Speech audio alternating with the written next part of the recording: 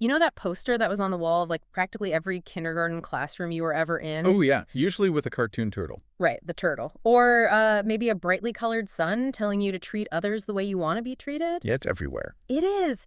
It's so ubiquitous, so thoroughly baked into the background of our early lives that by the time you're a functioning adult, it just registers as white noise. Totally. I mean, it basically becomes the ultimate moral platitude. We tune it out because it feels entirely too simplistic for, a messy adult reality. Yeah, exactly. We leave the cartoon turtle behind and assume the real world operates on much harsher, more complex rules. Right. But if you peel back the cliche, that cartoon turtle is actually trying to hand you a highly complex sociological schematic. It really is. Because how you treat people isn't just about being a quote unquote good person or following a pleasant suggestion. We are actually looking at a fundamental, almost mechanical driver of human interaction. And that is the mission for today's deep dive. We're decoding that schematic because the dynamics of mutual treatment dictate your success at work, the health of your romantic relationships, and fundamentally how your very brain is wired to process social reality.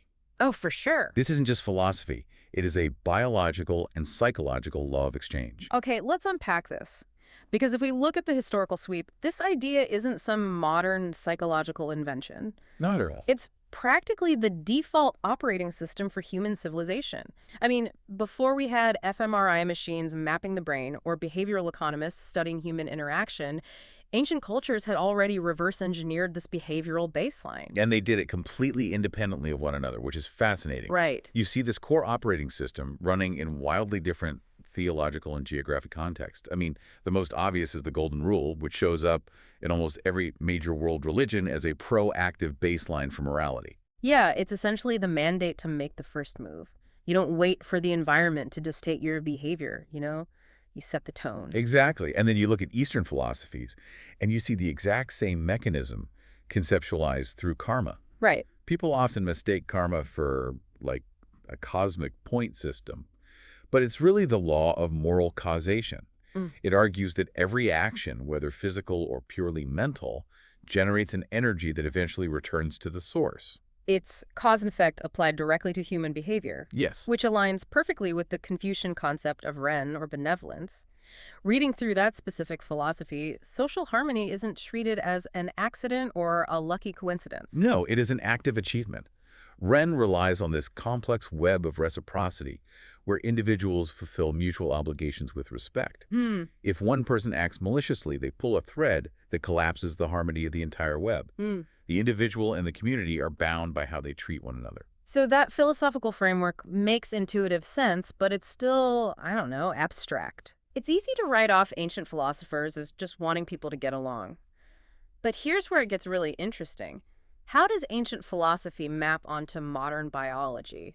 Because biology actually forces our hand here. Oh, absolutely. Our brains are physically built to enforce that exact web of reciprocity. Yeah, modern neuroscience provides a stunning empirical framework for what those ancient philosophers were observing. And it all comes down to mirror neurons and emotional contagion. Okay, this is the involuntary emotional tuning fork. Yes, exactly. Like, think about a physical tuning fork. If you strike one and bring it near another of the same pitch, the second one starts vibrating entirely on its own. The acoustic energy forces it to resonate. And your brain does the exact same thing with human emotion. When you see someone wince in physical pain or glare in anger, the exact same neural pathways that are lighting up in their brain begin firing in yours. That is so wild. It is. Your brain literally runs a physical simulation of their emotional state. We evolved this way to survive as a cooperative species. I mean, understanding what the tribe is feeling is a survival mechanism. So if you walk into a room and approach an interaction with hostility, the other person's mirror neurons automatically process that hostility. Right. You are striking the tuning fork of anger, forcing their nervous system into a defensive posture before they even consciously realize what's happening. Yeah, and the reverse is the superpower. Calm and respectful treatment bypasses their conscious defenses. Oh, wow. If someone is elevated and you approach them with steady, grounded respect, your brain is signaling theirs to physiologically downregulate. You are communicating directly with their nervous system to de-escalate. You're forcing the tuning fork to resonate at a calmer frequency. Exactly. But it's not just a biological reflex, is it? Because we aren't just walking tuning forks. We remember who struck the fork. Right. The biology eventually hands the baton over to our psychology. Yeah. That is where the subconscious bookkeeping begins. If our biology mirrors behavior naturally, our conscious psychology takes it a step further by keeping score. Oh, keeping score. Yeah, sociologists George Homans and Peter Blau explored this through what's called social exchange theory. Okay.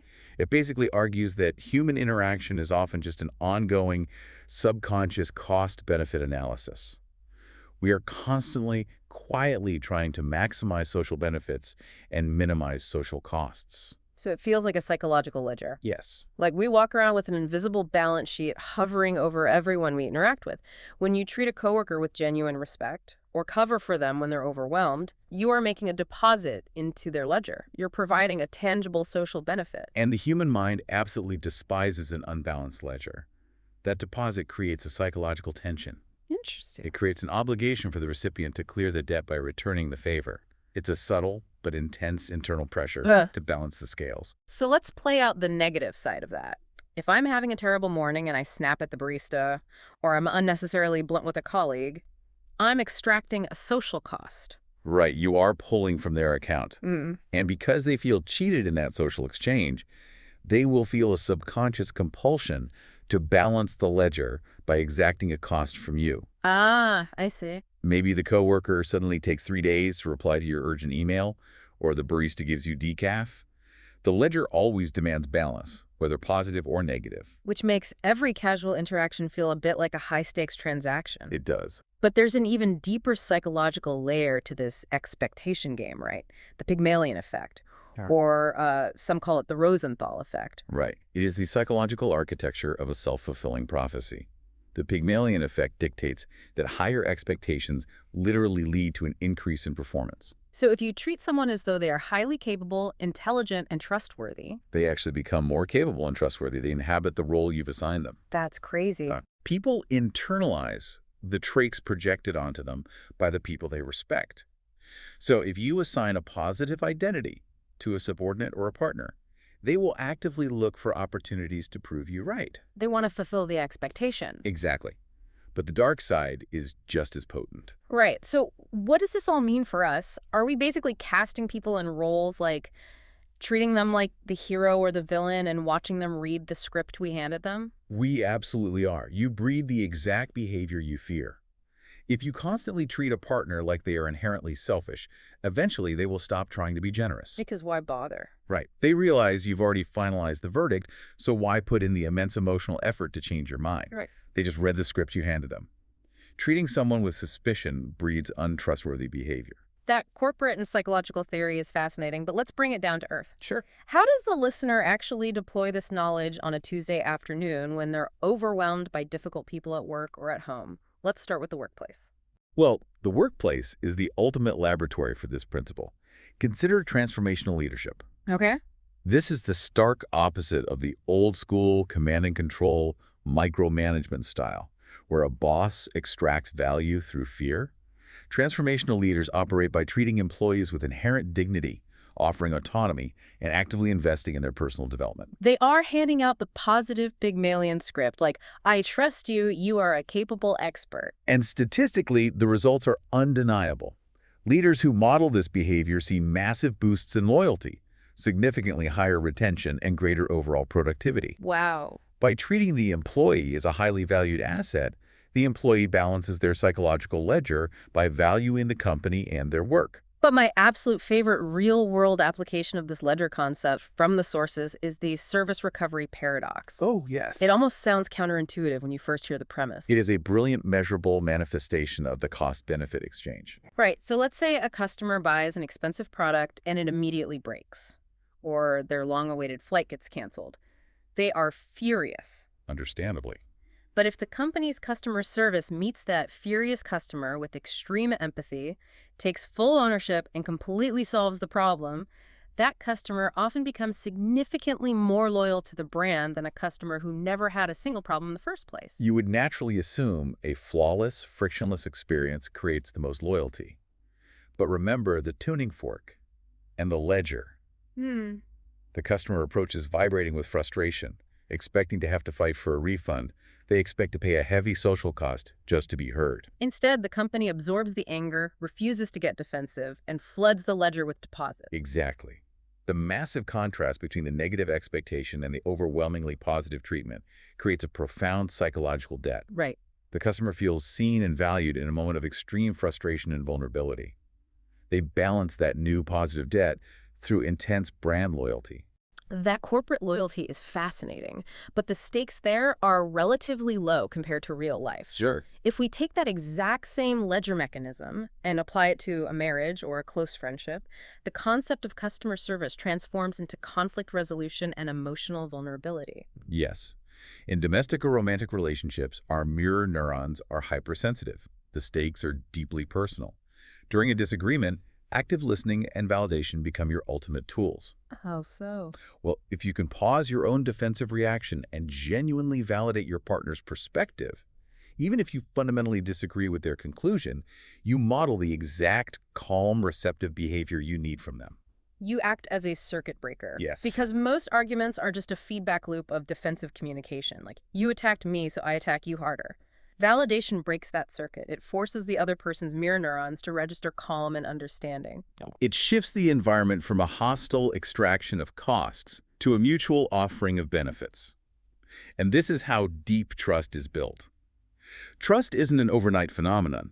It's established through a series of reciprocal vulnerabilities. Reciprocal vulnerabilities? I like thinking of trust as a structural thing, like building a bridge. Okay.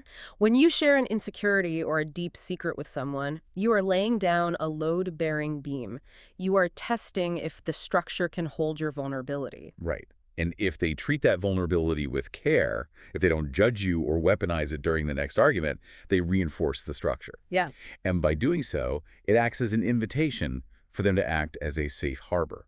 Yeah. They see that the bridge is safe, so they walk across it and share their own vulnerability in return. The web of reciprocity grows stronger, and the ledger balances out through mutual care. Which is the ideal state of human connection. Wait, let's be real for a second. Oh. Because the ideal state sounds great, but we've all been in a situation where we were relentlessly kind and relentlessly patient with someone, and they were just an absolute nightmare in return. True. We laid down the structural beams, and they just took a sledgehammer to the bridge. Doesn't this entire mirroring concept just risk turning you into a massive doormat? Well, this raises an important question. It is the most important caveat of the entire deep dive. We have to look closely at the exact phrasing of the premise in the source. Okay. It is, how you treat is how you may be treated. The crucial may. So it's not a mathematical guarantee. Exactly. It is a statistical probability and a powerful psychological tendency. But human beings are infinitely complex, and the system absolutely can fail. Right. There are very specific exceptions where this maxim completely breaks down. The first is relationship asymmetry. Meaning the tuning fork is just broken? Put simply, yes. You might treat someone with absolute respect, but due to their own unhealed trauma, profound narcissism, or a severe lack of emotional regulation, they are literally incapable of returning that treatment. Wow. Their internal noise is so deafening that they cannot hear your tuning fork. They can't process the social exchange. So in that scenario, your positive Pygmalion script is just being thrown in the trash. You can treat a narcissist like they're a highly empathetic, caring person, but they aren't going to suddenly become one just because you handed them the role. Right. Their psychological ledger only operates in one direction. They understand how to extract benefits, but lack the capacity to return them. That makes sense. And the second major exception involves systemic power dynamics. Oh, this feels incredibly relevant to toxic work environments. Absolutely. In environments with severe power imbalances, the rule of reciprocity is frequently overridden by the rule of authority. Respectful treatment from a subordinate does not automatically guarantee respectful treatment from an authority figure. Because the authority figure doesn't feel the psychological tension to balance the ledger, they feel entitled to the benefit without having to pay the cost. Precisely. So if the system can fail and people can be genuinely incapable of reciprocity, we have to address the doormat problem. The synthesis of all this is the absolute necessity of boundaries. All right. The principle of reciprocity must be paired with strong personal boundaries to have any value. It's not a blank check. We are wired for empathy, but we have to be equally wired for self-preservation. Continuing to treat someone well who repeatedly returns that behavior with malice is a dangerous misapplication of the principle. True reciprocity demands mutual participation. Yeah. If you keep making deposits into their ledger and they continuously steal from the account, the healthy response isn't to make larger deposits. The healthy response is to close the account entirely. Exactly. This concept functions as a brilliant sociological blueprint, but a blueprint only works if the building materials are sound. It remains the most statistically reliable method for fostering healthy relationships, provided you know exactly when to walk away from a bad investment. All right, so to summarize the journey we've just taken, we started by looking at ancient frameworks, realizing that the Golden Rule, the law of karma, and the Confucian ideal of Ren were early attempts to describe a fundamental human operating system. Right. Then we moved into the physical brain, discovering that mirror neurons act as involuntary emotional tuning forks, running physical simulations of the emotions around us. And then we layered on social exchange theory to understand our subconscious psychological ledgers, tracking social costs and benefits. We saw how the Pygmalion effect allows us to cast people in roles, literally shaping their reality through our expectations. And finally, we grounded it in the everyday. From the surprising loyalty of the service recovery paradox to the vulnerability required to build a sturdy bridge of trust, and ultimately the absolute necessity of boundaries when the system inevitably breaks down, it's an incredible lens for navigating the world. It really is. And viewing human interaction through this lens leaves me with a lingering thought that builds on everything we've explored today, but wasn't actually in the text. Oh, I'm ready. What is it? Well, if our brains are truly so deeply wired to physically mirror the nervous systems of the people around us, and if our behavior is so heavily shaped by the expectations and scripts handed to us by others, Right. where does your true independent personality actually end and the reflection of how others have treated you begin? Are we, in a way, just a mosaic of every interaction we've ever had? Oh, man. Are we just a mosaic of our interactions? That is going to keep me up tonight. Well, I enthusiastically encourage you, the listener, to take that thought with you into your very next conversation. Notice the tuning forks around you, pay attention to the scripts you are handing out, and fiercely guard your ledger. Thank you so much for joining us on this deep dive. We'll see you next time.